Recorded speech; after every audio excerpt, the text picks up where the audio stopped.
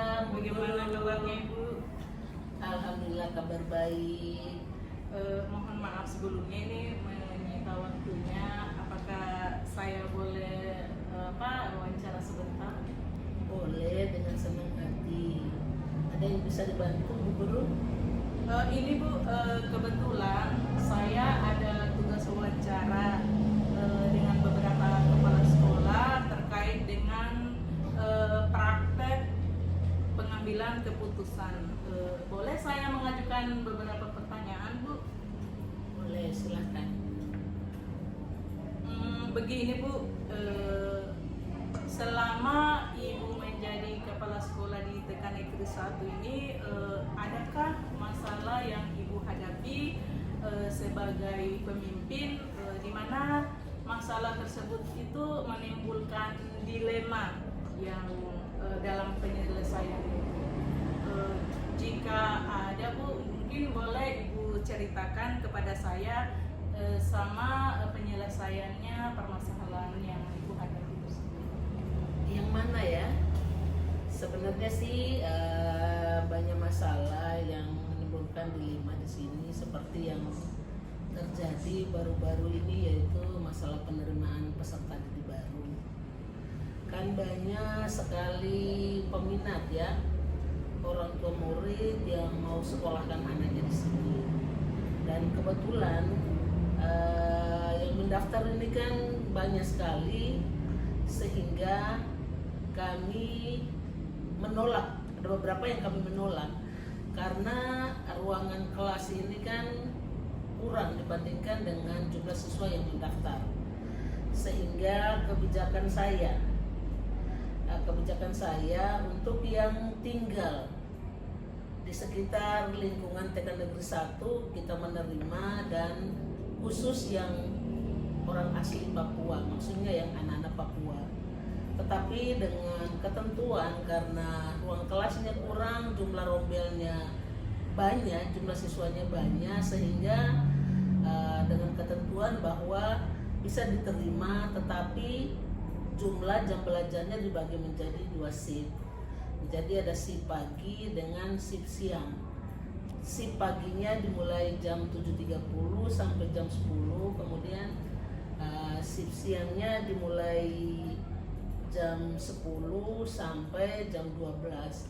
Karena ada ketentuan dari dinas bahwa kita tidak boleh menolak siswa asli Papua, sehingga kami bersedia menerima semuanya, tapi dengan konsekuensinya seperti tadi. Baik Ibu, waktu Ibu mengambil keputusan itu, apakah Ibu sendiri yang memutuskan atau mungkin ada pihak lain? Saya memutuskan bersama Dewan Guru dan panitia penerimaan siswa baru.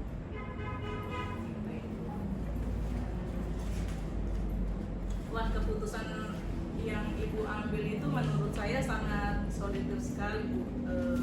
Jadi begini Bu, pada materi modul kami ada 2 jenis yang namanya dilema Bu, yaitu dilema etika yang merupakan dilema kebenaran lawan kebenaran, dan bujukan moral yang merupakan kebenaran lawan kesalahan. Nah, kalau menurut Ibu nih, bagaimana Ibu dapat mengidentifikasi kasus-kasus yang muncul ini? Mana yang merupakan dilema etika, mana yang bukan bujukan moral? Biasanya saya lihat dulu kasusnya. Jika kasusnya itu berhubungan dengan ranah hukum, berarti itu bujukan moral. Tetapi tidak berhubungan dengan ranah hukum, berarti itu dilema etika. Apalagi memang dampaknya di satu sisi benar dan di sisi lainnya juga salah. Jadi susah bisa dipastikan itu adalah dilema etika. Oh, berarti seperti kasus dilema etika yang Ibu hadapi tadi ya Bu, apakah akan menolak murid yang merupakan asli Papua dan berdomisili di sekitar sekolah, atau akan menerima, di mana keduanya itu adalah keputusan keputusan yang sulit, yang benar dan tidak melawan hukum.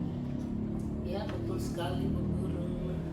Berarti selama ini bagaimana Ibu menjalankan keputusan terutama untuk kasus-kasus yang berhubungan dengan kasus dilema, kepentingan yang sama-sama benar atau sama-sama mengandung nilai kebajikan? Kalau menurut saya itu lebih memilih nilai kebajikan yang harus dijunjung tinggi. Karena dengan menjunjung nilai kebajikan seperti keadilan, kemudian kejujuran, kemanusiaan dan lainnya, maka kebenaran sendiri akan mengikutinya. Adakah mungkin Bu langkah-langkah atau mungkin strategi seperti apa yang biasanya Ibu lakukan dalam menyelesaikan dilema seperti ini, Bu? Itu masalah seperti itu biasanya strategi yang saya lakukan itu ada 3 tahapan. Yang pertama, saya mengkonfirmasi masalah ini kepada yang berkepentingan. Kemudian kedua, saya berdiskusi dengan guru-guru. Kemudian yang ketiga, saya merefleksikan kembali. Nah, bagaimana jika saya berada di posisi seperti mereka? Itu yang saya inginkan dan saya ingin perlakukan mereka seperti apa. Ada nggak Bu hal-hal yang dianggap efektif dalam pengambilan keputusan pada kasus-kasus dilema etika seperti itu? Saya rasa semuanya akan efektif jika kita berkomunikasi dengan baik pada saat pihak yang berkepentingan, sehingga mereka tahu apa yang terjadi pada kita dan kita tahu apa yang terjadi pada mereka. Kalau menurut Ibu nih, adakah tantangan dalam pengambilan keputusan pada kasus-kasus dilema etika seperti tadi? Tantangannya yaitu satu, jika adanya keterbukaan di salah satu pihak. Jadi kasus-kasus dilema itu membutuhkan keterbukaan dari semua pihak dalam menyelesaikan masalah. Baik.